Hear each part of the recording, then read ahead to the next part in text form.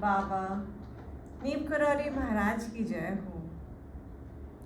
बाबा जी का धाम, ये परम पावन धाम वृंदावन धाम है। यहाँ की रज रज में भगवान कृष्ण के चरण चिन्ह मिलते हैं। बाबा ने यह स्थान बनाया और इसको अपने नाम के साथ जोड़ दिया। बाबा परम पिता परमेश्वर है, अंतर्यामी है, वो सब कुछ जानते हैं। आपसे एक संस्मरण साझा कर रहे हैं। बात 1970 की है। उस समय बाबा जी कैची में निवास कर रहे थे। अप्रैल का महीना था और मेरे पापा महाराज जी के पास गए हुए थे कैची मंदिर में, और कुछ चिट्ठियाँ अपने साथ ले गए थे, पत्र वो। उनकी मेरी बहन उस समय उषा दीदी MA फाइनल कर रही थी और उनकी शादी के लिए पापा मैच देख रहे थे। तो वो सब काम वो महाराज जी से पूछ के किया करते थे। तो उन्होंने कहा, बाबा जी देखिए ज़रा, ये इतनी सारी चिट्ठियाँ आई हैं और किसके घर में बात करनी है, किस लड़के से बात करनी है, आप बताइए, वैसे ही करेंगे।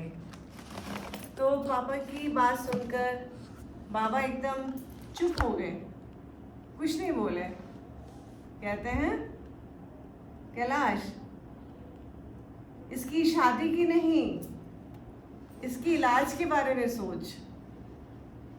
शादी की नहीं सोच, इलाज की सोच। पापा को समझ नहीं आया कि बाबा जी ऐसे क्यों कह रहे हैं, क्योंकि वो पूर्णतः स्वस्थ थी, कोई उनको समस्या नहीं थी और वो पढ़ाई कर रही थी, MA फाइनल कर रही थी हिस्ट्री में। पापा चुप हो गए, क्योंकि बाबा से कुछ पूछने का और सवाल ही नहीं होता था। वापस आ गए। अगस्त के महीने की बात है। 27 अगस्त को अचानक वो कॉलेज से पढ़ के आई और अजीब सा उनको दौरा पड़ा और थोड़ी देर में वो ठीक हो गई। तो डॉक्टर को बुलाया, दिखाया, कुछ समझ में नहीं आया। फिर रात को 8 बजे करीब फिर दोबारा उनको ऐसे ही दौरा पड़ा, एक कुछ बेहोश हो गई थी। फिर उनको हॉस्पिटल ले गए।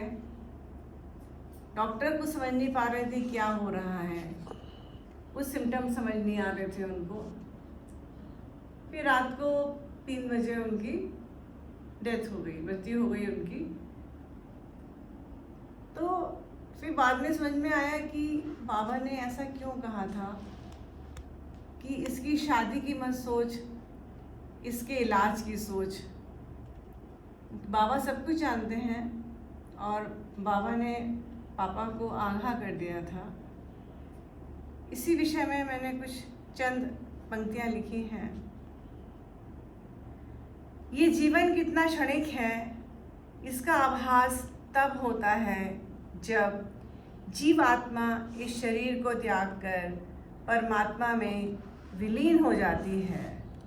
साथ में कुछ भी नहीं जाता है, ना धन, ना दौलत, ना कोठियाँ, ना मकान, ना सवारी, ना अटारी।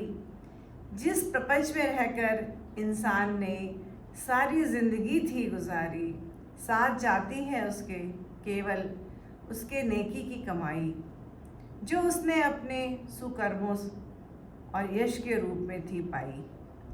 शरीर से आत्मा को विलीन होते ही सब कुछ समाप्त हो जाता है।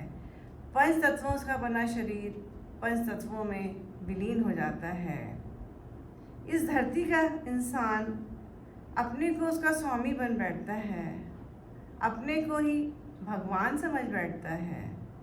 ये सब मेरा है, ये सब कुछ मेरा है, मगर ईश्वर सब कुछ तेरा है, सब कुछ तेरा है।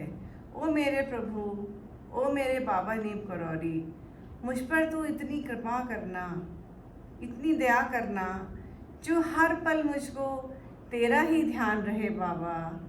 मेरे लिए तेरे स्थान में, तेरे धाम में एक स्थान रहे मेरे बाबा।